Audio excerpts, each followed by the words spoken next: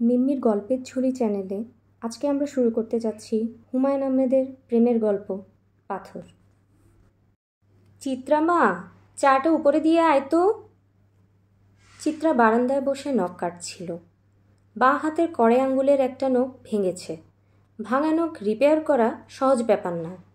তার সমস্ত মনোযোগ সেই নখে। নখটা এমনভাবে কাটতে হবে যেন ভাঙাটা চোখে না পড়ে। চিত্রা মার দিকে না তাকিয়ে বলল, দেখছো না মা, একটা কাজ করছি। সুরমা বিরক্ত গলায় বললেন, কাজটা 1 মিনিট পরে করলে হয় না? চিত্রা বলল, হয় না। উপরে চা নিয়ে যাওয়ার চেয়ে আমার কাজটা অনেক বেশি জরুরি।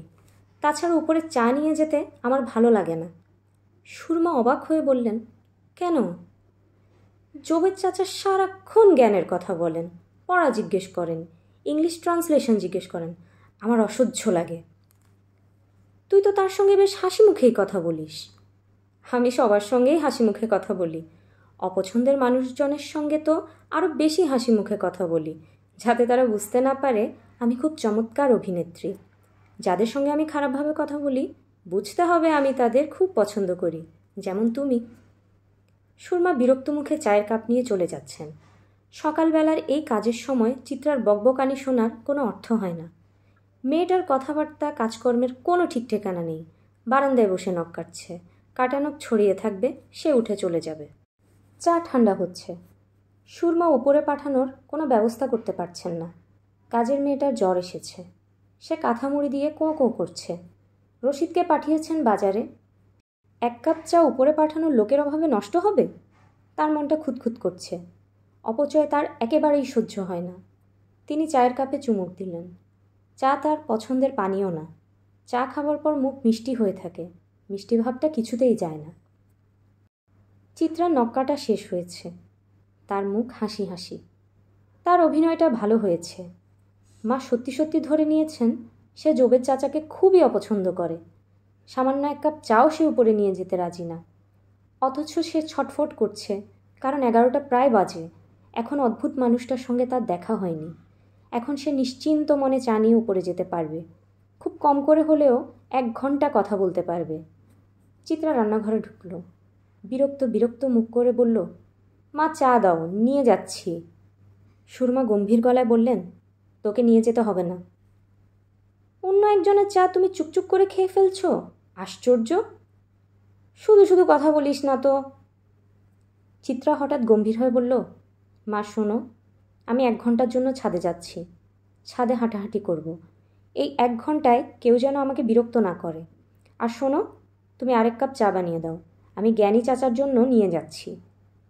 তোকে চা দিয়ে আসতে হবে না। অবশ্যই হবে। না দেওয়া পর্যন্ত আমার মধ্যে একটা অপরাধবোধ কাজ করবে। সারাক্ষণ মনে হবে, আহা, আমার জন্য বেচারা চা খাওয়া থেকে বঞ্চিত হলো। অপরাধবোধ থেকে হবে গিল্ট কমপ্লেক্স। সেখান থেকে জটিল জটিল সব মনের রোগ তৈরি হবে। তারপর একদিন দেখা যাবে আমি ছাদ থেকে লাফ দিয়ে নিচে পড়ে গেছি, আমার মাথার ঘিলু চারদিকে ছিটকে পড়ে আছে, ইত্যাদি ইত্যাদি। তুই সারাক্ষণ এত কথা বলিস কিভাবে? ছোটোবেলায় তো এরকম ছিলি না। ছোটোবেলায় কীরকম ছিলাম?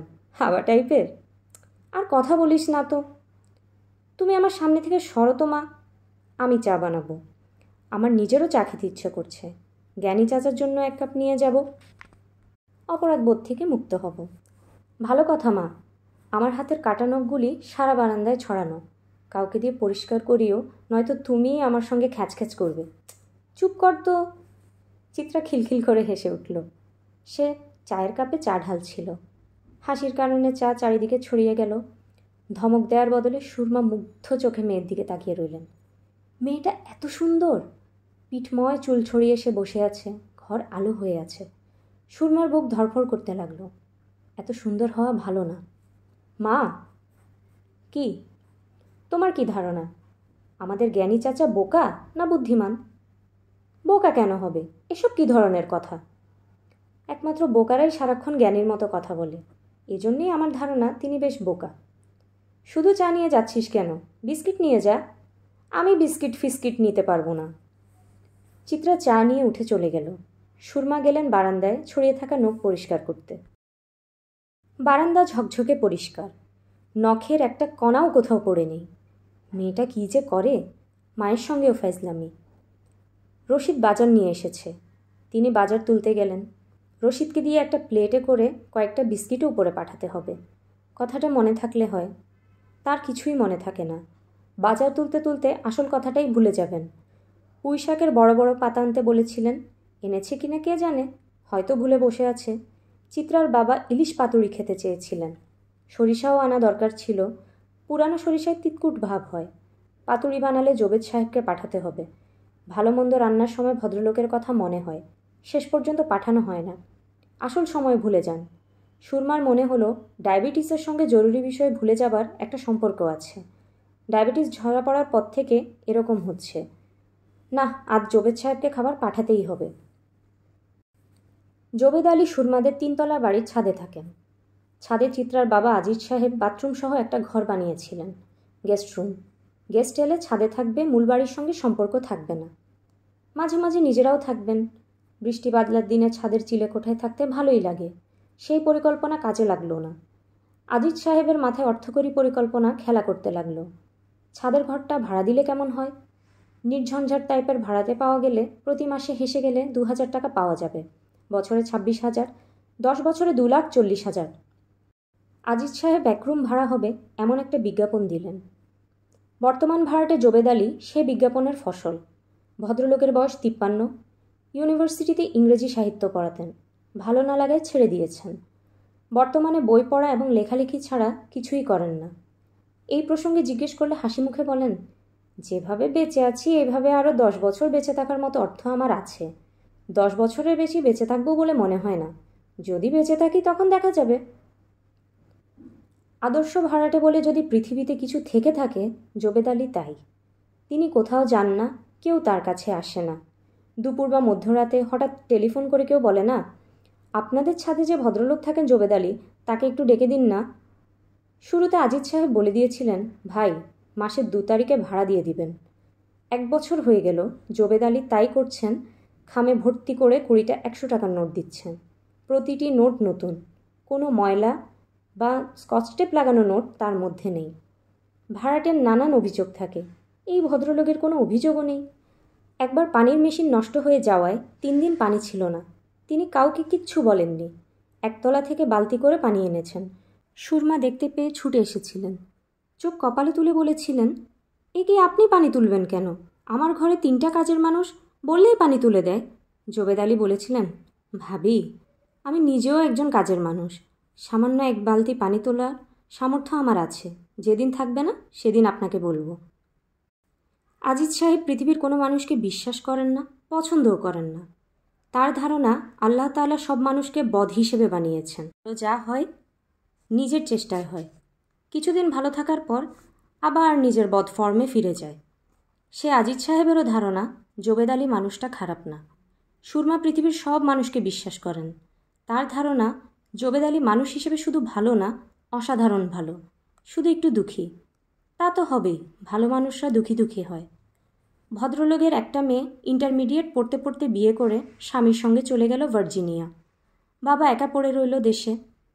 বাবা এবং মেয়ের আর দেখা হবে কি না কে জানে। সুরমা একবার কথায় কথায় জিজ্ঞেস করেছিলেন, আচ্ছা ভাই, স্ত্রী মারা যাবার পর আপনি আবার বিয়ে করলেন না কেন? বিয়ে করলে তো আর এই কষ্ট হতো না। একা একা পড়ে আছেন, ভাবতেই খারাপ লাগে। ভদ্রলোক হাসি মুখে বলেছেন, ভাবি এটা একটা বড় ধরনের বোকামি হয়েছে। ব্যাপারটা আপনাকে বলি। আমার মেয়ের জন্মের পর স্ত্রী খুব অসুস্থ হয়ে পড়ল। অসুস্থ অবস্থায় এক রাতে আমাকে ঘুম থেকে ডেকে তুলে বলল, শোনো, তুমি আমাকে একটা কথা দাও। আমি যদি মরে টরে যাই, তুমি কিন্তু বিয়ে করতে পারবে না। আমি ঘুমের ঘোরে ছিলাম, বলে ফেললাম, আচ্ছা, বলেই ফেঁসে গেছি। বেচারি তার মাসখানেক পর মারা গেল, আমি ঝুলে গেলাম। সুরমা বিস্মিত হয়ে বললেন, হাসছেন কেন? এর মধ্যে হাসির কি আছে? ঘুমের ঘোলে একটা কথা বলে কেমন ফেঁসে গেলাম দেখেন না, এই জন্যই হাসছি। ভাই আপনি বড়ই আশ্চর্য লোক। আমি মোটেই আশ্চর্য লোক না ভাবি, আমি খুবই সাধারণ লোক। বেশি সাধারণ বলেই বোধহয় আশ্চর্য মনে হয়। আপনার স্ত্রী কি খুব সুন্দরী ছিলেন? সুন্দরী ছিল কি না বলতে পারছি না, তবে অপুষ্টিজনিত কারণে বাঙালি মেয়েদের চেহারায় একটা মায়া মায়া ভাব থাকে। সে মায়াভাবটার ডাবল পরিমাণে ছিল, এইটুকু বলতে পারি। তার ছবি আছে আপনার কাছে? আমার কাছে নেই, আমার মেয়ের কাছে আছে। মার সব ছবি তার কাছে। জোবেদ আলীর প্রতি মায়ায় সুরমার হৃদয় দ্রবীভূত হলো। বারবার মনে হলো, ইস, মানুষটার জন্য যদি কিছু করা যেত। যতই দিন যাচ্ছে সে মায়া বাড়ছে। চিত্রা চায়ের কাপ হাতে জোবেদ আলী সাহেবের ঘরের জানালার কাছে দাঁড়িয়ে আছে। সে তার নিচের ঠোঁটটা কামড়ে ধরে আছে। তার কপালে ঘাম। সে এক ধরনের অস্থিরতা বোধ করছে, যে অস্থিরতার কারণটাও তার কাছে ঠিক স্পষ্ট নয়। জোবেদ আলী চৌকিতে বসে আছেন। তার পিঠ দেয়ালে, পরনে লুঙ্গি ও ফুল হাতা শার্ট। ভদ্রলোকের অনেক বিচিত্র অভ্যাসের একটি হচ্ছে ফুল হাতা শার্ট ছাড়া তিনি পরেন না। চিত্রার মনে হলো, ইস, ইনাকে কি সুন্দর লাগছে। এটা মনে হবার জন্য সে লজ্জিতও হলো না, অপ্রস্তুত বোধ করল না। অথচ প্রথম দিন মানুষটাকে দেখে খুব রাগ লেগেছিল। বাইরে রুটকো একজন মানুষ ছাদের ঘরে পড়ে থাকবে, যখন তখন ছাদে আসা যাবে না, বৃষ্টিতে ছাদে গোসল করা যাবে না, বাবার সঙ্গে এই নিয়ে তর্ক করা যাবে না। বাবা কথার মাঝখানে তাকে থামিয়ে দিয়ে বলবেন, যা বোঝো না তা নিয়ে তর্ক করবে না, তোমার অভ্যাস হয়েছে তোমার মার মতো না বুঝে তর্ক। চিত্রা বাবাকে বলেনি জোবেদ নামের মানুষটাকে কিছু কঠিন কথা শোনাতে গেছে। কঠিন কথাও ঠিক না, অবহেলাসূচক কিছু কথা, যা থেকে মানুষটা ধরে নেবে এখানে তার বাস সুখকর কিছু হবে না। লোকটা চেয়ারে কাত হয়ে শুয়ে বই পড়ছিল এবং পা নাচাচ্ছিল। চিত্রাকে দেখে পা নাচানোও বন্ধ করল না, বই থেকে চোখও তুলল না। গম্ভীর গলায় বলল, কেমন আছো চিত্রা? লোকটার পক্ষে তার নাম জানা বিচিত্র কিছু না। নাম তো জানতেই পারে, হয়তো কাউকে জিজ্ঞেস করে জেনে নিয়েছে। তারপরেও প্রথম আলাপেই পরিচিত ভঙ্গিতে জিজ্ঞেস করা, কেমন আছো চিত্রা, খুবই আশ্চর্যজনক। এসো, ভেতরে এসো। দরজা ধরে দাঁড়িয়ে আছো কেন? দরজা ধরে দাঁড়িয়ে থাকাটা খুবই অলক্ষণ। অলক্ষণ কেন? প্রাচীন বাংলার বিশ্বাস, যে মেয়ে দরজা ধরে দাঁড়িয়ে থাকে তার ঘরে সুজন ঢুকে না। চিত্রা দরজা ছেড়ে ঘরে এসে ঢুকল এবং বেশ সহজভাবেই চৌকির উপর বসল। জোবেদ আলী নরম গলায় বললেন, পরীক্ষা কেমন হয়েছে? ভালো, শুধু ইংরেজিটা খারাপ হয়েছে। ইংরেজি খারাপ হলে কিছু যায় আসে না, ইংরেজি বিদেশি ভাষা, বাংলাটা ভালো হলেই হলো। ইংরেজি খারাপ হওয়া ক্ষমা করা যায়, বাংলা খারাপ হওয়া ক্ষমার অযোগ্য। আমার বাংলাও খারাপ হয়েছে। সে কি? আসলে আমার সব পরীক্ষাই খারাপ হয়েছে, তবে বাসায় কাউকে কিছু বলিনি। বাসার সবাই জানে আমার সব পরীক্ষা ভালো হয়েছে, শুধু ইংরেজিটা একটু খারাপ হয়েছে। আমি যা বলি সবাই আবার তা বিশ্বাস করে, কারণ আমি হচ্ছি খুব ভালো অভিনেত্রী। তাই নাকি? জি। মাঝে মাঝে আমার নিজের অভিনয় দেখে মনে হয় আমি সুবর্ণ মোস্তফার চেয়েও ভালো অভিনয় করি। আমার চেহারাটা যদি আরেকটু মিষ্টি হতো তাহলে টিভিতে যেতাম। তোমার চেহারা মিষ্টি না? জি না। বুঝলে কি করে মিষ্টি না? আমাকে রাতে কখনো পিঁপড়ায় কামড়ায় না, আমি মিষ্টি হলে রাতে নিশ্চয়ই পিঁপড়ায় কামড়াতো। জোবেদ আলী হো হো করে হেসে ফেললেন। হাসির উচ্ছ্বাসে তার হাত থেকে বই পড়ে গেল। চিত্রা মুগ্ধ হয়ে তাকিয়ে রইল। তার সামান্য রসিকতায় একটা মানুষ এত হাসতে পারে সে কল্পনাও করেনি। চিত্রা বলল, চাচা আমি যাই। জোবেদ আলী বললেন, অসম্ভব, তুমি এখন যেতেই পারবে না, তোমাকে কম করে হলেও আরও 5 মিনিট থাকতে হবে। আসলে আজ সকাল থেকে আমার মনটা খুব খারাপ ছিল, তোমার সঙ্গে কথা বলে মনটা ভালো হয়েছে, আর একটু ভালো করে দিয়ে যাও। চিত্রা বলল, আমি কারো মন ভালো করতে পারি না, আমি যা পারি তা হচ্ছে মন রাগিয়ে দেওয়া। যেই আমার সঙ্গে কিছুক্ষণ কথা বলে সেই রেগে যায়। আচ্ছা বেশ, তুমি আমাকে রাগিয়ে দিয়ে যাও, দেখি কেমন রাগাতে পারো। তোমাকে 5 মিনিট সময় দেওয়া হলো। চিত্রা 5 মিনিটের জন্য বসে শেষ পর্যন্ত পুরো 1 ঘন্টা থাকলো। সে আরও কিছুক্ষণ থাকতো, কিন্তু সুরমা রশিদকে দিয়ে ডেকে পাঠালেন। চিত্রার দিকে তাকিয়ে বললেন, এতক্ষণ কি করছিলি? চিত্রা বিরক্ত ভঙ্গিতে বলল, মা শোনো, কাকে আমাদের বাড়িতে এনে ঢুকিয়েছ? সুরমা বললেন, কেন? আমি ভদ্রতা করে দেখা করতে গেলাম, উনি আমাকে ইংরেজি ট্রান্সলেশন জিজ্ঞেস করলেন, তারপর উপদেশ আর বক্তৃতা। অসহ্য। বাবাকে বলে ওনাকে তাড়াবার ব্যবস্থা করব মা, ওই লোকের জন্য আমার ছাদে হাঁটা বন্ধ হয়ে গেল। তুই তোর মতো করে ছাদে যাবি? অসম্ভব, আমি আর ভুলেও ছাদে যাব না। আসলে এক অর্থে চিত্রার ছাদে যাওয়ার সেদিন থেকেই শুরু। তারপর এক রাতে সে আশ্চর্য সুন্দর এবং একই সঙ্গে খুব ভয়ঙ্কর একটা স্বপ্ন দেখল। সে দেখল সে হাঁটছে, ফুটফুটে একটা বাচ্চা মেয়ের হাত ধরে হাঁটছে। সে বাচ্চা মেয়েটা জাপানি পুতুলের মতো সুন্দর। জোবেদ আলী নামের মানুষটা বাচ্চা মেয়ের অন্য হাত ধরে আছে। সেই মানুষটা বাচ্চা মেয়েটার বাবা এবং সে মেয়েটার মা। ছি ছি ছি, লজ্জা! কী লজ্জা! তার ঘুম ভেঙে গেল। সারা রাত সে জেগে রইল। নিজেকে মনে হচ্ছিল কুৎসিত একটা পোকা। সারা রাত সে একটা পোকার মতোই শরীর গুটিয়ে শুয়েছিল। শুয়ে শুয়েই সে ফজরের আজান শুনল। তার মা ঘুম ভেঙে দরজা খুলছেন তাও বুঝল, এবং প্রথমবারের মতো মনে হলো মা রোজ এত ভোরে ওঠে। আশ্চর্য তো! সে নিজেও বিছানা ছেড়ে নামল। দরজা খুলে বারান্দার দিকে গিয়ে দেখে বারান্দার জলচকিতে সুরমা নামাজ পড়ছেন। বারান্দার এই অংশটা চিকের পর্দায় ঢাকা, খুব নিরিবিলি। সুরমা নামাজ শেষ করে বিস্মিত হয়ে বললেন, কি হয়েছে? চিত্রা বলল, কিছু হয়নি, ঘুম ভেঙে গেছে। এত সকালে ঘুম ভাঙল কেন? তুমি এমনভাবে কথা বলছো যেন সকালে ঘুম ভাঙাটা অপরাধ। অপরাধ কেন হবে? সকালে ঘুম ভাঙাটা তো খুব ভালো কথা। ফজরের 2 রাকাত নামাজ পড়ে ফেলিস, দেখবি সারাটা দিন কত ভালো যাবে, শরীর থাকবে ফ্রেশ। আজ থেকে শুরু কর না। সব সময় উপদেশ দিও না তো মা, অসহ্য লাগে। আজ ভোরবেলায় উঠেছি বলে কি রোজ ভোরবেলায় উঠব?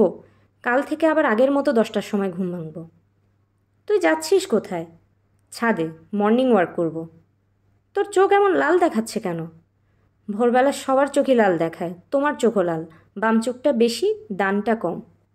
চিত্রা ছাদে উঠে গেল। আশ্চর্য! জোবেদ আলী সাহেব ছাদে হাঁটছেন।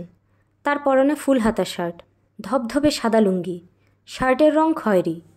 খয়েরি রঙের খানিকটা মুখে এসে পড়েছে। তাকে কেমন যেন বিষণ্ণ দেখাচ্ছে। চিত্রা খুব সহজ ভঙ্গিতে বলল, ছাদে কি করছেন? জোবেদ আলী বললেন, হাঁটছি। আপনি রোজ এত ভোরে হাঁটেন? না, আজ বাধ্য হয়ে উঠেছি। দাঁতের ব্যথায় রাতে ঘুম হয়নি। দেখো গাল ফুলে কী হয়েছে। বৃদ্ধ বয়সের অনেক যন্ত্রণা। দাঁতের ব্যথাটা কি খুব বেশি? এখন একটু কম। সব ব্যথাই দিনে কমে যায়, রাতে বাড়ে। তুমি কি রোজ এত ভোরে উঠো? আমি সকাল 10টার আগে কখনো বিছানা থেকেই নামি না। আজ নামলে যে? চিত্রা হাসতে হাসতে বলল, কাল রাতে আমার 1 ফোঁটা ঘুম হয়নি, এখন ঘুম ভাচ্ছে। ঠিক করেছি ছাদে কিছুক্ষণ হাঁটাহাঁটি করে শুয়ে পড়ব। কাল রাতে ঘুম হয়নি কেন? সত্যি জানতে চান? জানতে চাই এটুকু বলতে পারি, সত্যি জানতে চাই না মিথ্যা জানতে চাই তা বলতে পারি না। কাল সারা রাত আমার ঘুম হয়নি কারণ কাল রাতে আমি টের পেলাম একজন মানুষকে আমি প্রচণ্ড রকম ভালোবাসি। আপনি কি আমার কথায় অস্বস্তি বোধ করছেন? অস্বস্তি বোধ করব কেন? তোমার বর্তমান সময়টা প্রেমে পড়ার জন্য আদর্শ সময়। ইন্টারমিডিয়েট পরীক্ষা হয়ে গেছে, কিচ্ছু করার নেই। এই সময় প্রেম করবে না তো আর কখন করবে? প্রেম কি একা একা করছো না দুজন মিলে করছো? আপনি এমনভাবে কথা বলছেন যেন প্রেমে পড়াটা খালে পড়ে যাওয়ার মতো। অনেকটা সেরকমই। কেউ কেউ এমন খালে পড়ে সেখানে হাঁটু পানি, সমস্যা হয় না, খাল থেকে উঠে আসতে পারে। আবার কোনো কোনো খালে অতলান্তিক পানি, উঠার উপায় নেই, সাঁতার জানলেও লাভ হয় না। কতক্ষণ আর সাঁতার কাটবে? এক সময় না এক সময় ডুবতে হবেই। চিত্রা বলল, আবার কোনো খালে পানি নেই, শুধুই কাদা। সেই খালে পড়া মানে নোংরা কাদায় মাখামাখি হওয়া। ভালো বলেছ, খুব গুছিয়ে বলেছ। আপনার সঙ্গে থেকে আর কিছু শিখি বা না শিখি, গুছিয়ে কথা বলা শিখেছি। তাও তো কিছু শিখলে। ভালোটা মানুষ সহজে শিখতে পারে না, মন্দটা শিখে ফেলে। আমার মন্দ কিছু শেখোনি? আপনার মন্দ কি আছে? অসংখ্য। প্রথম হলো আলস্য। আমার মতো অলস মানুষ তুমি 3 ভুবনে পাবে না। অলস কোথায়? আপনি দিনরাত বই পড়ছেন, লিখছেন। আলস্যটাকে আড়াল রাখার এই চেষ্টা হচ্ছে হাস্যকর একটা চেষ্টা। লোকে ভাববে অনেক কাজ করা হচ্ছে, আসলে লবডঙ্গা। লবডঙ্গা কি? লবডঙ্কা হচ্ছে নবডঙ্কা শব্দের অপভ্রংশ। নবডঙ্কা মানে তো জানোই, নতুন ঢোল। কাজের কাজ কিছুই হচ্ছে না, প্রচণ্ড ঢোলের শব্দ হচ্ছে। সবাই ভাবছে না জানি কত কাজ হচ্ছে, আসলে ঢোল বাজছে। আমি এখন যাচ্ছি। কি করবে? ঘুমোবে? আমার মাথা ধরে আছে। প্রথমে কড়া 1 কাপ চা খেয়ে মাথা ধরাটা কমাবো, তারপর 2টা ঘুমের ওষুধ খেয়ে শুয়ে শুয়ে ভাববো কী করা যায়। কি করা যায় মানে? একটা মানুষকে যে আমি প্রচণ্ড রকম পছন্দ করি, তাকে কি করে সে খবরটা দেয়া যায় তাই ভাববো। আপনি তো খুব জ্ঞানী মানুষ, আপনার কি কোনো সাজেশন আছে? তাকে চিঠি লেখো, সুন্দর করে গুছিয়ে চিঠি লেখো। অসম্ভব। আমি চিঠি লিখতে পারবো না, আমার লজ্জা লাগবে। মুখে বলা কি সম্ভব? ধরো টেলিফোনে জানিয়ে দিলে। না। আমি তো তাহলে আর কোনো পথ দেখছি না। আপনার ধারণা চিঠি লিখে জানালেই সবচেয়ে ভালো? হ্যাঁ। তারপর সে যদি সেই চিঠি সবাইকে দেখিয়ে বেড়ায় তখন কি হবে? খানিকটা রিস্ক তো নিতেই হবে। আমি চিঠি লিখতে পারি না। আমি ভালো আছি, তুমি কেমন আছো, এই 2 লাইন লেখার পর আমার চিঠি শেষ হয়ে যায়। তাহলে এক কাজ করো, রবীন্দ্রনাথের কাছ থেকে ধার নাও। রবীন্দ্রনাথের গান বা কবিতা কয়েক লাইন লিখে পাঠিয়ে দাও। এমন কিছু লাইন বের করো যাতে তোমার মনের ভাব প্রকাশিত হয়। আমি পারবো না, আপনি বের করে দিন। লেখো, প্রহর শেষের আলোয় রাঙা সেদিন চৈত্র মাস, তোমার চোখে দেখেছিলাম আমার সর্বনাশ। লেখার সময় খেয়াল রাখবে যেন বানান ভুল না হয়। প্রেমপত্রে বানান ভুল থাকা অমার্জনীয় অপরাধ। বানান ভুল হবে না। চিঠি লিখতে না পারলেও আমি বানান খুব ভালো পারি। চিত্রা ছাদ থেকে নেমে নিজেই চা বানিয়ে খেলো। মাকে গিয়ে বলল, মা শোনো, আমি এখন 4টা ঘুমের ট্যাবলেট খেয়ে ঘুম দেব। খবরদার আমাকে নাস্তা খাবার জন্য ডাকাডাকি করবে না। আমি একেবারে দুপুরবেলা উঠে ভাত খাবো। সুরমা বিস্মিত হয়ে বললেন, ঘুমের ট্যাবলেট খেয়ে ঘুমোতে হবে কেন? চিত্রা হাই তুলতে তুলতে বলল, আমি ঠিক করেছি এক গাদা ঘুমের ওষুধ খেয়ে মারা যাব। আজ তার একটা রিহার্সাল। তুই সবসময় এমন পাগলের মতো কথা বলিস না তো। আমি শুধু পাগলের মতোই কথা বলি না, পাগলের মতো কাজও করি। মা, রশিদকে তুমি আমার ঘরে একটু পাঠাও তো। কেন? কাজ আছে। চিত্রা নিজের ঘরে ঢুকে 4টা ঘুমের ট্যাবলেট খেলো। তারপর ড্রয়ার থেকে কলম বের করে গোটা গোটা হরফে লিখল, প্রহর শেষের আলোয় রাঙা সেদিন চৈত্র মাস, তোমার চোখে দেখেছিলাম আমার সর্বনাশ।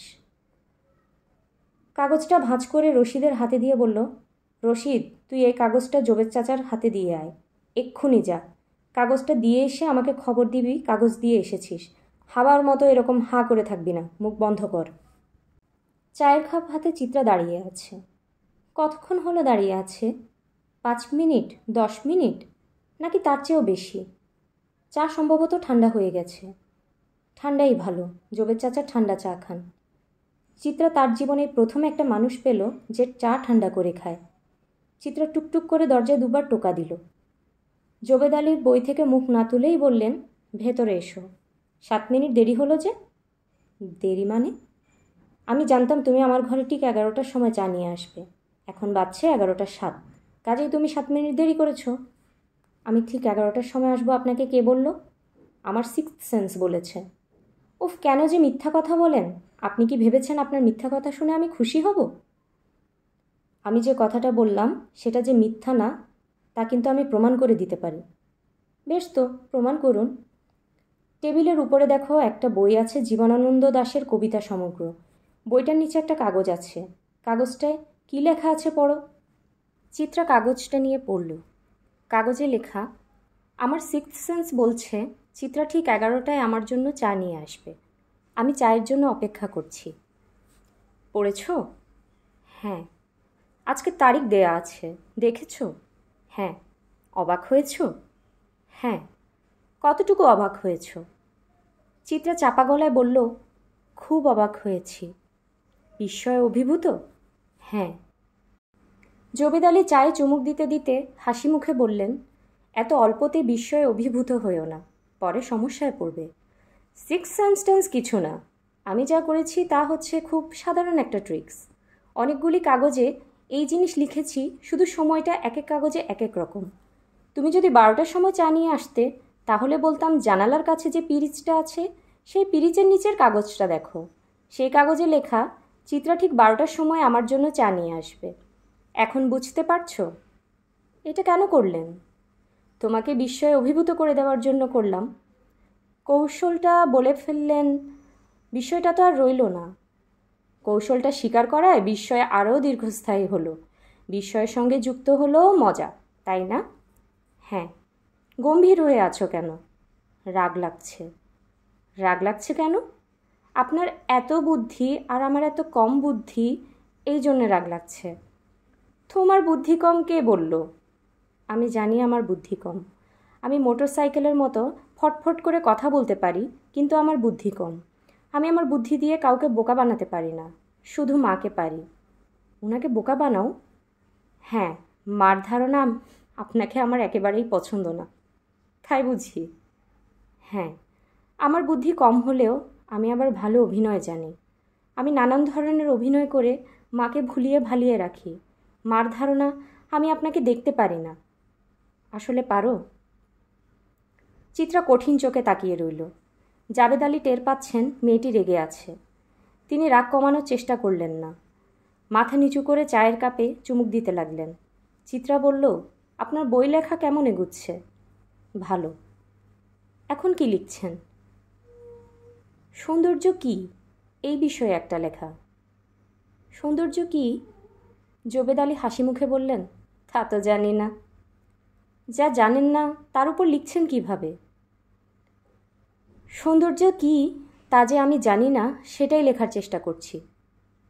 আপনার কথা বুঝলাম না। সব কথা যে বুঝতেই হবে এমন তো না, কথা না বোঝার মধ্যেও আনন্দ আছে। আমি এখন চলে যাব। আচ্ছা। আমার মনটা খুব খারাপ, আপনি আমার মন ভালো করে দিন। মন কিভাবে ভালো করব তা তো বুঝতে পারছি না। প্রবন্ধ যেটা লিখছি সেটা পড়ে শোনাবো? না। চিত্রা উঠে দাঁড়ালো, গম্ভীর মুখে বলল, আমি যাচ্ছি। জবেদ আলী বললেন, এমন রাগি রাগি ভাব করে চলে যেও না, তারপর দেখবে নিজেরই খারাপ লাগবে। খানিকক্ষণ বসে মনটা ভালো করে তারপর যাও। আমার মন ভালো হবে না। মন ভালো হবার ব্যবস্থা করছি। কি ব্যবস্থা? তোমাকে একটা উপহার দিচ্ছি। উপহার পেলে মেয়েদের মন ভালো হয়। খুব ভুল কথা বলেছেন। মেয়েদের এত ছোট করে দেখবেন না। মেয়েরা উপহারের কাঙ্গাল না। আমি যে উপহার দেব তা পেয়ে তুমি অসম্ভব খুশি হবে, তা আমি লিখে দিতে পারি। উপহারটা কি? জবেদ আলী উঠলেন। টেবিলে ড্রয়ার খুলে বেশ বড় সাইজের একটা পাথর বের করে আনলেন। বিশেষত্বহীন পাথর। এইসব পাথর ভেঙেই রেল লাইনে দেয়া হয়, দালান কোঠা তৈরিতে ব্যবহার হয়, এর বেশি কিছু না। চিত্রা আগ্রহী গলায় বলল, এই আপনার উপহার? হ্যাঁ। আপনার ধারণা এই পাথর পেয়ে আমি আনন্দে আত্মহারা হব? হ্যাঁ, হবে, কারণ এই পাথরে কিছু লেখা আছে। কি লেখা? চিত্রা গভীর আগ্রহে পাথর হাতে নিল। কোনো লেখা দেখতে পেল না। সারা পাথরের গায়ে বল পয়েন্টে অসংখ্য গুণচিহ্ন আঁকা। এই গুণচিহ্নের মানে কি? জবেদ আলী সিগারেট ধরাতে ধরাতে হাসি মুখে বললেন, একটা গুণচিহ্ন আঁকতে দুটো দাগ দিতে হয়। দুটা দাগ মানে দুজন মানুষ। দুটা দাগ দুদিকে, তার মানে মানুষ দুজন ভিন্ন প্রকৃতির। একটা জায়গায় দাগ দুটি মিলেছে, তার মানে হলো দুটি ভিন্ন প্রকৃতির মানুষ একটা জায়গায় মিলেছে, অর্থাৎ একটি ক্ষেত্রে তারা এক ও অভিন্ন। এরা দুজন দুজনকে পছন্দ করে। চিত্রা চোখ বড় বড় করে তাকিয়ে রইল। জবেদ আলী বললেন, উপহার পছন্দ হয়েছে? চিত্রা গাঢ় গলায় বলল, হ্যাঁ। জবেদ আলী বললেন, তুমি বেশ কিছুদিন আগে আমাকে একটা চিঠি পাঠিয়েছিলে। আমি ভেবেছিলাম কোনোদিন সেই চিঠির জবাব দেব না। আজ এই পাথর দিয়ে জবাব দিলাম। চিত্রা ধরা গলায় বলল, থ্যাংক ইউ, আমি খুব খুশি হয়েছি। বেশ, তাহলে এখন যাও। আমি এখন সৌন্দর্য বিষয়ে আমার অজ্ঞতা প্রসঙ্গে লেখাটি শেষ করব। চিত্রা পাথর নিয়ে বের হয়ে এলো। সিঁড়ি দিয়ে নামার সময় পাথরটা সে গালে চেপে রাখল। তার চোখ পানিতে ভর্তি হয়ে আসছে। তোর কোলে এটা কি?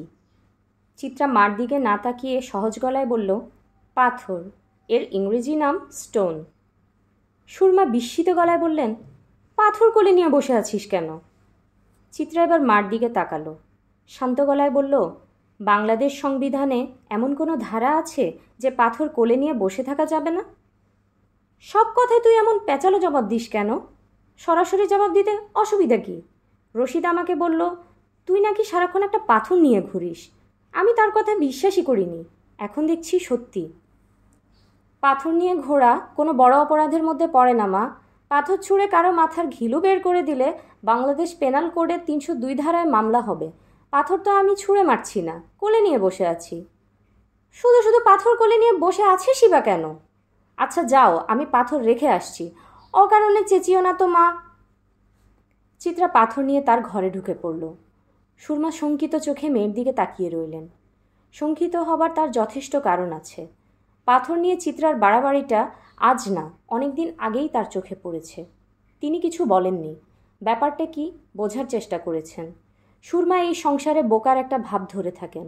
সংসার পরিচালনায় এতে তার খুব লাভ হয়। বোকাদের সাথে কথা বলার ব্যাপারে সবাই অসাবধানে থাকে, তাতে অনেক সুবিধা পাওয়া যায়। চিত্রা যে জোবেদ আলী নামের আধবুড়ো মানুষটার জন্য পাগল হয়ে আছে তা তিনি বুঝেছেন চিত্রা বোঝার আগেই।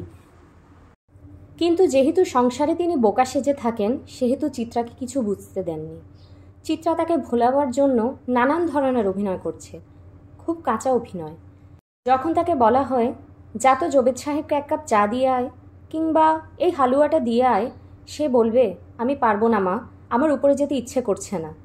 তিনি যতই জোরাজুরি করবেন সে ততই না করবে, সে নিতান্ত অনিচ্ছায় উঠে যাবে, ফিরবে 1 থেকে 2 ঘন্টা পর।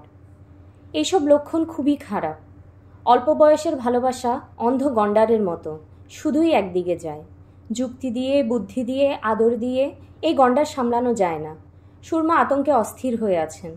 আতঙ্কটা প্রকাশ করছেন না, পুরো ব্যাপারটা বোঝার চেষ্টা করছেন। সমস্যাটা ভালোমতো বুঝতে পারলে সমস্যা সমাধানের চেষ্টা করা যাবে। সমস্যাটা ভালোমতো বুঝতেও পারছেন না। জোবেদ আলী সাহেবের ভূমিকাটা এখানে কি? ভদ্রলোক অত্যন্ত বুদ্ধিমান। চিত্রা সমস্যাটা তার না বুঝতে পারার কথা না। তিনি কি মেয়েটাকে প্রশ্রয় দিচ্ছেন, না সমস্যাটা সামলাবার চেষ্টা করছেন? একজন দায়িত্বশীল বিচক্ষণ ভদ্রলোক এসব ব্যাপার কখনো প্রশ্রয় দিবেন না।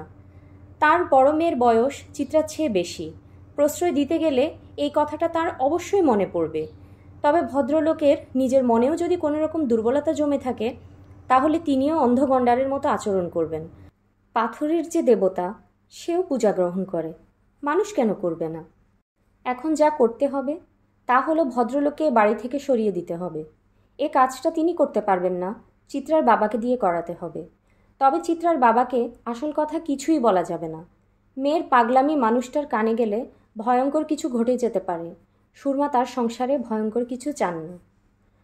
সুরমা রাতের খাওয়া দাওয়ার পাট চুকিয়ে চিত্রার ঘরে গেলেন। কিছুক্ষণ গল্পগুজব করবেন। গল্প করার ফাঁকে ফাঁকে হঠাৎ অপ্রাসঙ্গিকভাবে জোবেদ আলী সম্পর্কে কিছু কথা বলে দেখবেন মেয়ের মুখের ভাব বদলায় কিনা। দরকার হলে আজ রাতে মেয়ের সঙ্গে ঘুমোবেন। চিত্রা মশারি খাটিয়ে শুয়ে পড়ার আয়োজন করছিল। চিত্রা মাকে দেখে বলল, কি হয়েছে মা? সুরমা হাই তুলতে তুলতে বললেন, আজ তোর সঙ্গে ঘুমোবো রে মা। আমার সঙ্গে ঘুমোবে কেন? তোর বাবার সঙ্গে ঝগড়ার মতো হয়েছে, এই জন্য। অসম্ভব মা, তুমি আমার সঙ্গে ঘুমোতে পারবে না, তোমার গা থেকে মশলার গন্ধ আসে। কি বলিস তুই? গা থেকে মশলার গন্ধ আসবে কেন? সারাদিন রান্নাবান্না নিয়ে পড়ে থাকো, মশলার গন্ধ তো আসবেই। এখন আসছে হলুদ আর পেঁয়াজের গন্ধ। তাছাড়া মা, 3 জনের এক বিছানায় জায়গাও হবে না, বিছানা ছোট। সুরমা বিস্মিত হয়ে বললেন, 3 জন কোথায়? আমি, তুমি আর পাথর। পাথরটা রাতে আমার সাথে ঘুমায়। পাথর রাতে তোর সাথে ঘুমায়? হ্যাঁ। আমার তো মনে হয় তুই পাগল টাগল হয়ে যাচ্ছিস। পাগল হব কেন? পাথর সঙ্গে নিয়ে ঘুমালেই মানুষ পাগল হয়ে যায় না। তুমি কি পুতুল সঙ্গে নিয়ে ছোটোবেলায় ঘুমোতে না? পাথরটা হচ্ছে আমার পুতুল। পাথরটাকে তুই গোসল দিস? রশিদ আমাকে বলছিল। রশিদ তো দেখি বিরাট বড় স্পাই হয়েছে, কি করি না করি সব রিপোর্ট করছে। পাথরটাকে তুই গোসল দিস কি না সেটা বল। দেই। কেন? এমনি দেই মা, এই একটা খেলা, মজার খেলা। আমার তো খেলার কেউ নেই, কাজে পাথর নিয়ে খেলা। তুমি তো আর আমার সঙ্গে খেলবে না। সুরমা মেয়ের দিকে তাকিয়ে রইলেন। চিত্রার মশারি খাটানো শেষ হয়েছে। সে তার পড়ার টেবিল থেকে পাথরটা নিয়ে বালিশে শুইয়ে দিয়ে মার দিকে তাকিয়ে হালকা গলায় বলল, এসো ঘুমোতে এসো মা, রাত প্রায় 12টা বাজে।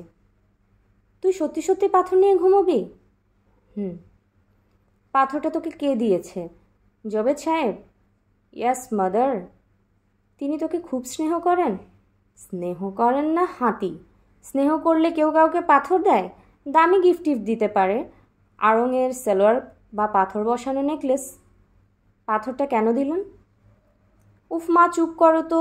তোমার বকবকানির কারণে পাথর বেচারা ঘুমোতে পারছে না। ওর ডিস্টারবেন্স একেবারেই সহ্য করতে পারে না। এই শেষবারের মতো আমি তোমাকে আমার ঘরে ঘুমোতে দিলাম, আর না। চিত্রা ঘুমিয়ে পড়েছে, তার একটা হাত পাথরের উপর রাখা। সুরমা গভীর দুঃখের সঙ্গে লক্ষ্য করলেন ঘুমের মধ্যেই চিত্রা ফুঁপিয়ে ফুঁপিয়ে কাঁদছে। চোখের জলে বালিশ ভিজে যাচ্ছে। পাথরটা টেনে বুকের কাছে নিয়ে নিল। এ কি সর্বনাশ! সুরমা সারা রাত জেগে রইলেন। জবেদ আলী বললেন, তোমার কি খবর? চিত্রা হাসি মুখে বলল, আপনাকে বিরক্ত করতে এসেছি। খুব ভালো কথা, বিরক্ত করো। জ্ঞানের কিছু কথা জানিয়ে দিন তো। জ্ঞানের কথা জানতে চাও? চাই। জ্ঞানের কথা বলতে বলতে আপনি যখন ক্লান্ত হয়ে যাবেন তখন কিছুক্ষণ ভালোবাসার কথা বলতে পারেন। ভালোবাসার কথাও শুনতে চাও? চাই। আপনি নিশ্চয়ই আমাকে খুব অসভ্য মেয়ে ভাবছেন। ভাবলে ভাববেন, আমি কেয়ার করি না। তাই বুঝি? হ্যাঁ, তাই। এখন থেকে আমি ঠিক করেছি, যখনই আমার জ্ঞানের কথা শুনতে ইচ্ছে করবে তখন আমি চলে আসব। সেটা সকাল হতে পারে, দুপুর হতে পারে, আবার রাত 3টাও হতে পারে। কাজেই কখনো যদি রাত 3টায় আপনার দরজায় টুকটুক শব্দ হয় তাহলে ভুটটুট ভেবে বসবেন না। এখন বলুন আপনার জ্ঞানের কথা। জ্ঞানের কথা শুনবে? ফেরাউনদের সময়কার হিরেলোগ্রাফি নিয়ে একটা গল্প বলবো? বলুন। কাগজ কলম দাও, গল্প বলি। গল্প বলতে কাগজ কলম লাগে? এই গল্পে লাগে। গল্পটা হচ্ছে আদি ও মৌলিক গল্প। গল্পের মজাটা হলো চিত্রলিপিতে। গল্প শোনার সঙ্গে সঙ্গে কী ছবি আঁকা হচ্ছে তা খেয়াল রাখবে। এক দেশে এক রাজা ছিল, রাজার এক রানী ছিল। রাজা ও রানী সুখে বাস করত। এক সময় রানী গর্ভবতী হলেন, তখন রাজা হঠাৎ মারা গেলেন। যথাসময়ে রানীর এক সন্তান হলো। এক সময় রানীও মারা গেলেন। বেঁচে রইল শুধু রাজকুমার, এবং রাজকুমারের মধ্যে রাজবংশের ভবিষ্যৎ বীজ।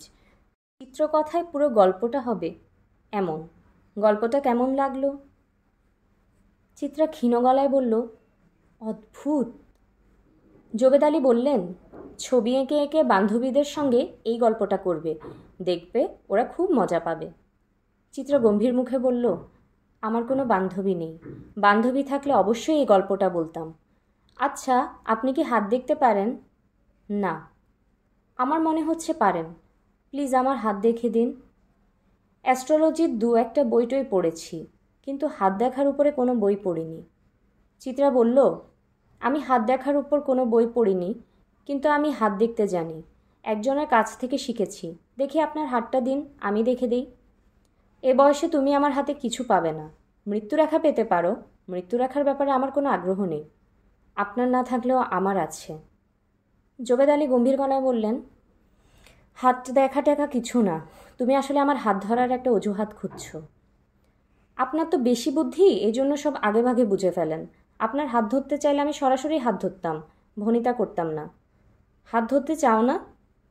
চিত্রা অনেকক্ষণ চুপ থেকে গাঢ় গলায় বলল, চাই। জবেদ আলী হাত বাড়িয়ে দিলেন। সুরমা ছাদে এসেছিলেন শুকনা কাপড় নিতে। শুকনা কাপড় নেওয়াটা তার অজুহাত। তিনি আসলে এসেছেন চিত্রা কী করছে তা দেখার জন্য। কাপড় তুলতে তুলতে নিঃশব্দে দেখে চলে যাবেন, এই ছিল তার পরিকল্পনা। তিনি খোলা জানালায় যে দৃশ্য দেখলেন তা দেখার জন্য তার কোনো মানসিক প্রস্তুতি ছিল না। তার শরীর কাঁপতে লাগল। তিনি দেখলেন চিত্রা 2 হাতে জবেদ আলীর হাত চেপে ধরে আছে এবং ব্যাকুল হয়ে কাঁদছে। জবেদ আলী মূর্তির ভঙ্গিমায় বসে আছেন। সুরমা সম্বিত ফিরে পেয়ে দ্রুত নিচে নেমে গেলেন। সারা বিকেল তার বুক ধড়ফড় করতে লাগল। সন্ধ্যায় প্রচণ্ড মাথা ধরল। রাতে তিনি কিছু খেতে পারলেন না। আজিজ সাহেব রাতের খাওয়া শেষ করে ঘুমোতে এলে সুরমা বললেন, জবেদ সাহেব তো অনেক দিন থাকলেন, এখন চলে যেতে বললে কেমন হয়? আজিজ সাহেব চোখ সরু করে তাকালেন। স্ত্রীর সব কথাতেই তিনি চোখ সরু করেন। এবার যেন আরও বেশি সরু করলেন। বোকার মতো কথা বলবে না। একজন ভদ্রলোককে খামাখা চলে যেতে বলবো কেন? অসুবিধাটা কি? মাসে মাসে 2000 টাকা পাচ্ছ, এটা সহ্য হচ্ছে না? হাঁড়ি পাতিল নিয়ে আছো, হাঁড়ি পাতিল নিয়েই থাকো। সুরমা তারপরও ক্ষীণ গলায় বললেন, একজন পুরুষ মানুষ ছাদে থাকে, মেয়েরা ছাদে কাপড় শুকাতে যায়। তাতে হয়েছে কি? না, কিছু হয়নি। কাকে ভাড়া দেব, কাকে দেব না, এসব চিন্তা তোমাকে করতে হবে না। চিন্তার মানুষ আছে। আচ্ছা, বাতি নিভিয়ে ঘুমোতে আসো। সুরমা বাতি নিভিয়ে ঘুমোতে গেলেন ঠিকই, তার এক ফোঁটা ঘুম হলো না। এক রাতে 4 বার চিত্রা শোবার ঘরে গেলেন দেখার জন্য চিত্রা ঘরে আছে কি না। তার মনে হলো বাকি জীবনে তিনি আর কখনোই রাতে ঘুমোতে পারবেন না। চিত্রার ঘরের বাতিও জ্বলছে। বাতি জ্বেলে সে কী করছে? দরজায় টোকা দিয়ে কিছু জিজ্ঞেস করবেন? চিত্রা রেগে যাবে না তো? সে আজকাল অল্পতেই রেগে আগুন হচ্ছে, অকারণেই রাখছে। তিনি মেয়ের ঘরের দরজায় টোকা দিলেন। টোকার শব্দ শুনেই চিত্রা বললেন, কি চাও মা? ঘুমাচ্ছিস না? না। না কেন? ওর ঘুম ভেঙে গেছে, কাজেই আমি জেগে আছি, গল্প করছি। কার সঙ্গে গল্প করছিস? পাথরটার সঙ্গে। মা, দরজাটা একটু খুলতো। সুরমা ভেবেছিলেন মেয়ে দরজা খুলবে না, রাগ করবে। সেরকম হলো না। চিত্রা দরজা খুলল। তার এক হাতে পাথর। মেয়ে কি সারাক্ষণই পাথর হাতে বসে থাকে? সুরমা ক্ষীণ গলায় বললেন, তুই পাথরের সঙ্গে গল্প করছিলি? হুম। পাথর কথা বলতে পারে? পাথর কি কথা বলবে? পাথর কি মানুষ নাকি? আমি কথা বলি, ও শোনে। তুই ঘুমোতে যাস কখন? আমি ঘুমোতে যাই না। রাতে আমার ঘুম হয় না মা। আগে ঘুমের ওষুধ খেলে ঘুম হতো, এখন তাও হয় না। আজ 5টা ঘুমের ওষুধ খেয়ে শুয়েছিলাম, ঠিক 1 ঘন্টা পর জেগে উঠেছি। তুই একজন ভালো ডাক্তার দেখা। শুধু শুধু ডাক্তার দেখাবো কেন? আমার জ্বর হয়নি, মাথা ব্যথা হচ্ছে না, দিব্যি আরামে আছি। মা, তুমি এখন যাও, তার সঙ্গে আমার খুব গোপন কিছু কথা আছে, তোমার সামনে বলা যাবে না। তুই শুয়ে থাক, আমি তোর চুলে বিলি কেটে দিই। তুমি আমাকে অনেক বিরক্ত করেছো, এখন যাও, আর না। তিনি বের হয়ে এসে জায়নামাজে বসলেন। ফজর ওয়াক্ত পর্যন্ত দরুদ পাঠ করলেন, দরুদে শেফা। ফজরের নামাজ শেষ করেই তিনি খতমে ইউনুস শুরু করলেন। 1,24,000 বার পড়তে হবে দোয়া ইউনুস। ইউনুস নবী এ দোয়া পড়ে মাছের পেট থেকে রক্ষা পেয়েছিলেন। সুরমা যে বিপদে পড়েছেন, মাছের পেটে বাস করা তার কাছে কিছুই না। কিছু কিছু বিপদ থাকে মাকড়সার জালের মতো সূক্ষ্ম, চোখে পর্যন্ত দেখা যায় না, কিন্তু মাকড়সার জালের মতো হালকা না। এই ধরনের বিপদ আপদ থেকে সচরাচর উদ্ধার পাওয়া যায় না। শুধুমাত্র আল্লাহ পাকের অসীম দয়াতেই উদ্ধার সম্ভব। তিনি তো কোনো পাপ করেননি, আল্লাহ পাক কি তাকে দয়া করবেন না? আল্লাহ পাক সুরমাকে দয়া করলেন। এক রোববার ভোরে আজিজ সাহেবের বাড়ির উঠোন লোকে লোকারণ্য হয়ে গেল। উঠোনে জোবেদ আলী হাত পা ছড়িয়ে পড়ে আছেন, তার মাথা থ্যাতলানো, ঘিলু বের হয়ে চারিদিকে ছড়িয়ে গেছে।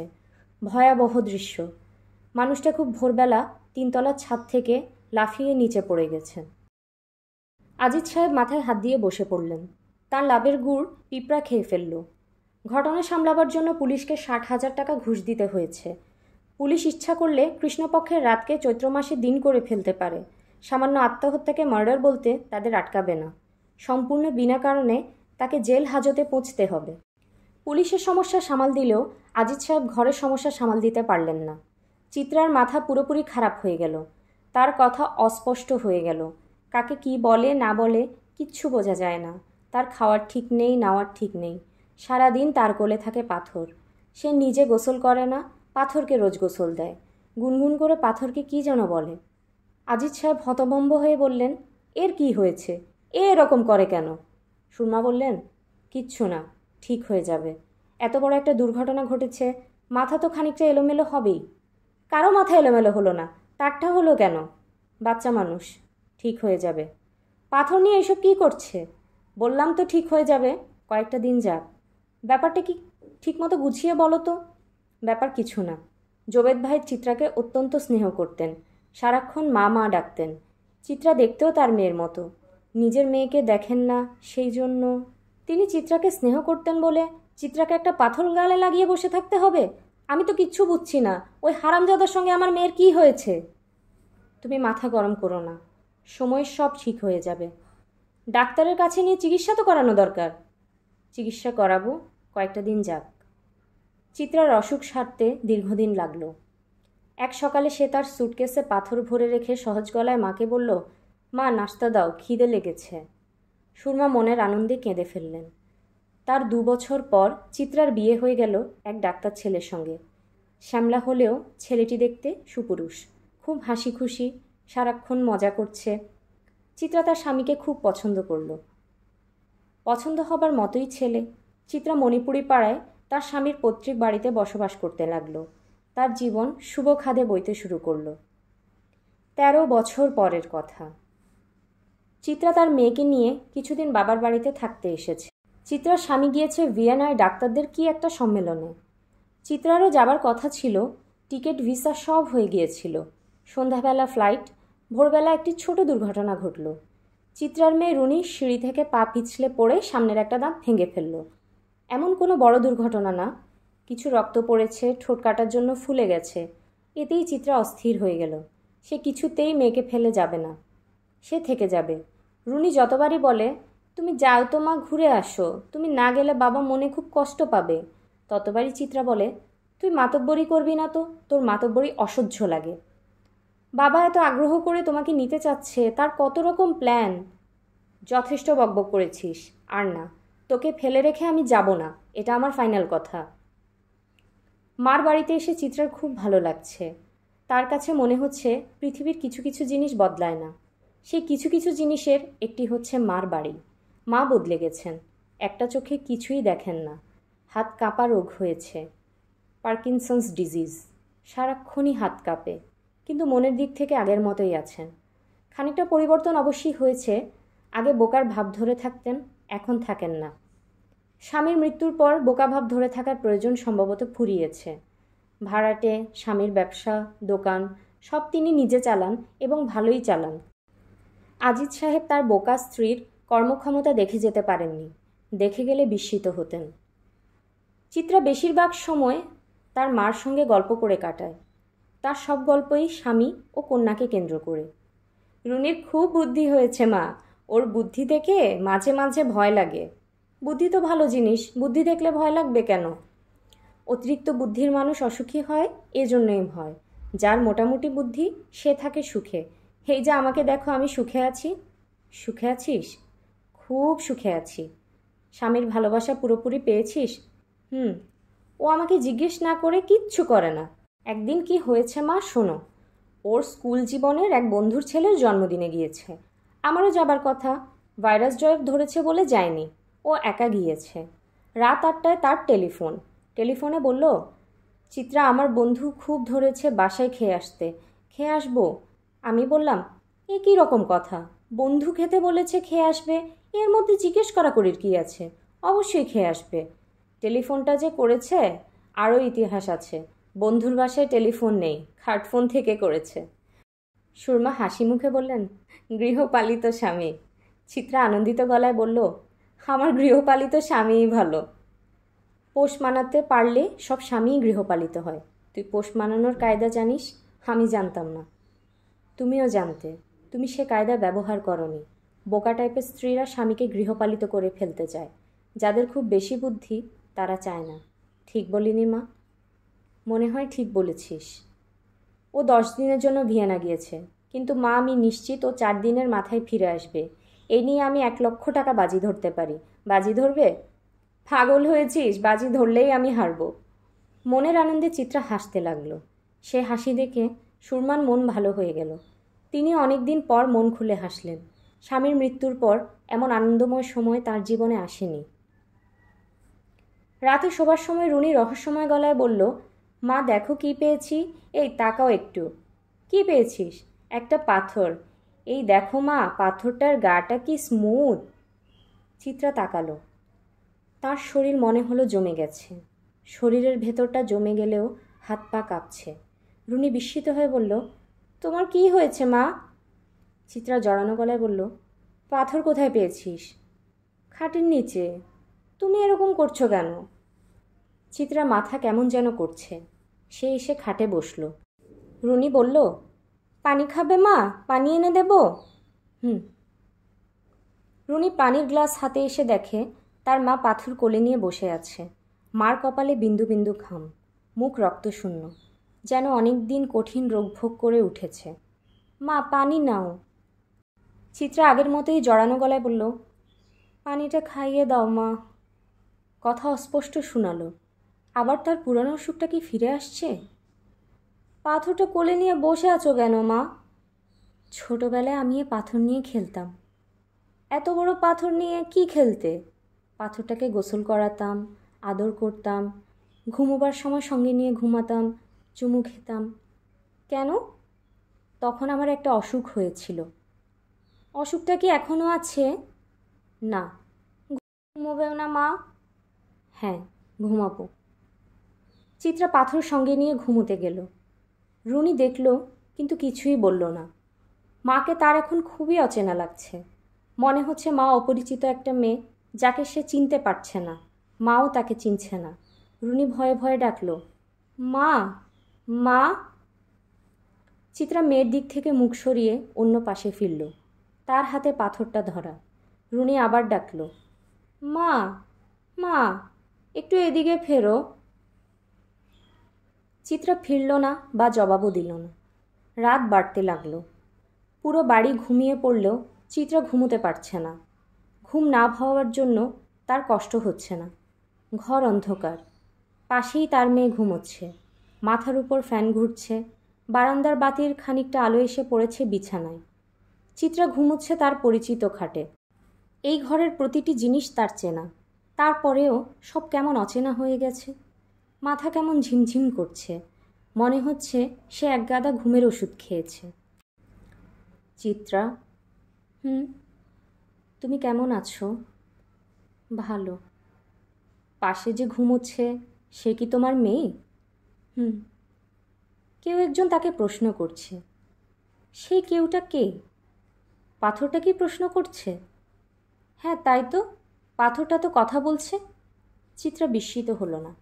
পাথরটা তার সঙ্গে কথা বলছে, এটা তার কাছে খুব স্বাভাবিক মনে হচ্ছে। সে জবাব দিচ্ছে, এটাও স্বাভাবিক। কেন সে জবাব দেবে না? চিত্রা, তোমার সুন্দর সংসার হয়েছে, এটা দেখে আমারও ভালো লাগছে।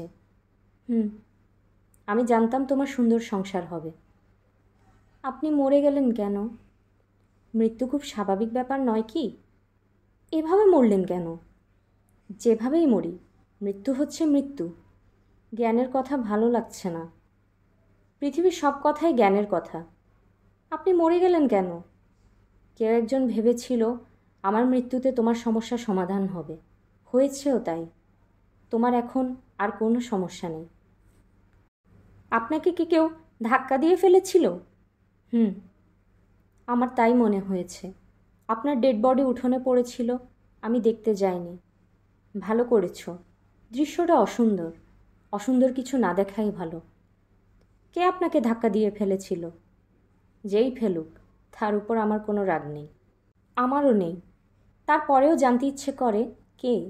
আমি যখন অসুস্থ ছিলাম তখন সবসময় মনে হতো আমি আপনাকে ধাক্কা দিয়ে ফেলেছি। আচ্ছা বলুন তো, আমি কি ফেলেছি? না, তোমার মা ফেলেছিলেন। ও আচ্ছা। তোমার মার উপর আমার কোনো রাগ নেই চিত্রা। আমি তো আপনাকে আগেই বলেছি, আমারও রাগ নেই। তোমার মেয়েটি খুব সুন্দর হয়েছে। ওর নাম কি? ওর নাম রেনু। ভালো নাম, রেহেনুমা। সুন্দর নাম। ওর খুব বুদ্ধি। শুনে ভালো লাগছে চিত্রা। কতদিন পর কথা বলছেন, আমার অসম্ভব ভালো লাগছে। তোমার ভালো লাগছে শুনে আমারও ভালো লাগছে। আমি সারা রাত কথা বলবো। তোমাকে কিন্তু তারপর ছোট্ট একটা কাজ করতে হবে। আপনি যা বলবেন আমি তাই করব। আপনি যদি আমাদের ছাদ থেকে লাফিয়ে পড়তে বলেন, আমি লাফিয়ে পড়ব। আপনি বলে দেখুন। তোমাকে এইসব কিচ্ছু করতে হবে না।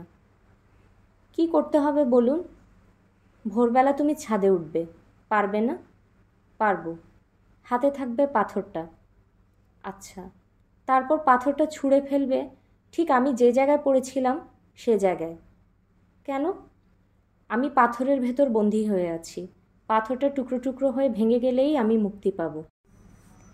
আমার এখন জ্ঞানের কথা শুনতে ইচ্ছে করছে। আপনি জ্ঞানের কথা বলুন। I often see flowers from a passing car that are gone before I can tell what they are. এর মানে কি? রবার্ট ফ্রস্টের একটা বিখ্যাত কবিতার প্রথম দুটি লাইন। জ্ঞানের কথা শুনতে ভালো লাগছে না। অন্য কিছু বলুন। ভালোবাসার কথা বলুন। আচ্ছা, ভালোবাসা কি? রাত শেষ হয়ে আসছে। আকাশে ভোরের আলো ফুটতে শুরু করেছে। চিত্রা পাথর হাতে খুব সাবধানে খাট থেকে নামল। সুরমা ফজরের নামাজে বসেছিলেন। বিকট শব্দে তিনি নামাজ রেখে উঠে দাঁড়ালেন। ভারী কিছু যেন ছাদ থেকে পড়ল। কে পড়ল? তার বুক ধকধক করছে। সেই ধকধকানি তীব্র হওয়ার আগেই চিত্রা ঢুকল। সুরমা স্বাভাবিক হলেন। সহজ গলায় বললেন, কিসের শব্দ? চিত্রা খুব সহজ গলায় বলল, আমার যে একটা পাথর ছিল, সে পাথরটা টুকরো টুকরো করে ভাঙলাম। ছাদ থেকে ছুঁড়ে ফেলেছি, একেবারে শতখণ্ড হয়েছে। সুরমা তাকিয়ে রইলেন। চিত্রা বলল, চা খাবে মা? চা বানিয়ে নিয়ে আসি, তারপর এসো, দুজন মিলে চুপচুপ করে চা খাই। ও আচ্ছা, একটা কথা জিজ্ঞেস করি, তুমি জবে চাচাকে ছাদ থেকে ধাক্কা দিয়ে ফেলে দিয়েছিলে, তাই না মা? সুরমা তাকিয়ে রইলেন, কোনো জবাব দিলেন না। চিত্রা হালকা গলায় বলল, ভালোই করেছ মা। তোমার চায়ে চিনি দেব? তুমি চায়ে চিনি খাও তো? শুনছিলেন হুমায়ুন আহমেদের প্রেমের গল্প পাথর। এরই মধ্যে শেষ হলো আমাদের গল্পপাঠ কেমন লাগলো অবশ্যই জানাবেন। ভালো লাগলে চ্যানেল সাবস্ক্রাইব করে পাশে থাকবেন। ধন্যবাদ।